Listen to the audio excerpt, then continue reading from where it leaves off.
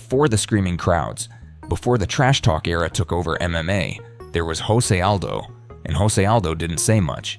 He didn't have to. Yeah, we love him, man. This will always be his house. I told him, if you ever need anything here, you ever want to go to an event, this is always your house. And this is a guy that, you know, from the WEC to the UFC, helped build the sport, this brand, and Brazil for us. So we love him and we always will.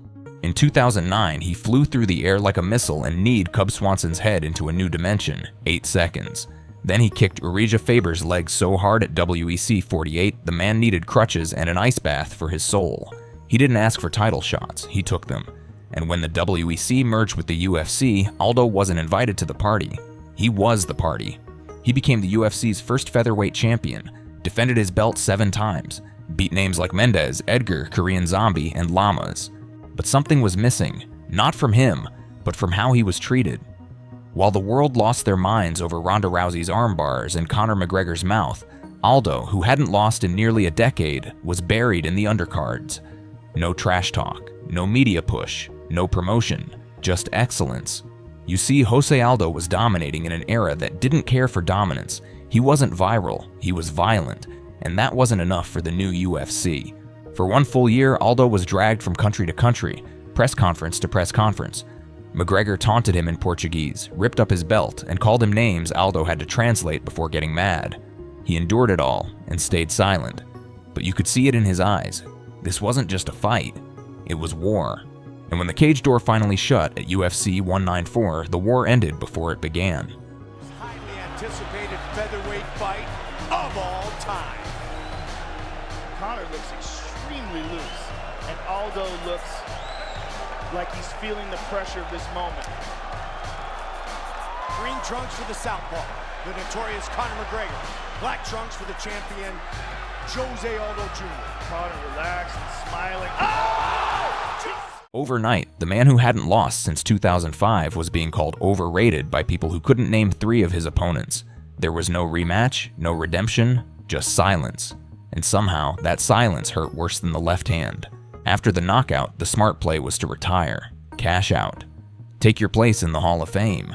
Let people remember you as the guy who ruled the division before it was cool. But José Aldo never played it safe. While the world laughed, while the memes racked up millions of views, he went back to the gym. He took on dangerous prospects, kept winning. And when people said he was too small for featherweight, he cut an extra 10 pounds and dropped to bantamweight. People said his body wouldn't hold up. They said the cut to bantamweight would break him. But in his debut at 135, he looked sharper, faster, and angrier than he had in years. He went to war with Marlon Moraes, then put on a masterclass against Chito Vera, beating a future title contender with pure grit. And with each win at bantamweight, the crowd began to shift. They weren't just cheering the fighter anymore, they were cheering the man. José Aldo was a company man, until the company stopped keeping its word. After the 13-second knockout, Dana White promised him a rematch. He earned it by beating Frankie Edgar for the interim title at UFC 200. But when the dust settled, Conor McGregor was off fighting Nate Diaz, then Eddie Alvarez, then everyone but Aldo. And Aldo, he was left waiting, watching. He wasn't just frustrated, he was betrayed. For the first time, the most respectful man in MMA publicly called out the UFC. He asked for his release. He flirted with retirement, not because he was done fighting, but because he was done being disrespected. At UFC 315, José Aldo walked out to the roar of the crowd one last time. There was no belt on the line, no trash talk.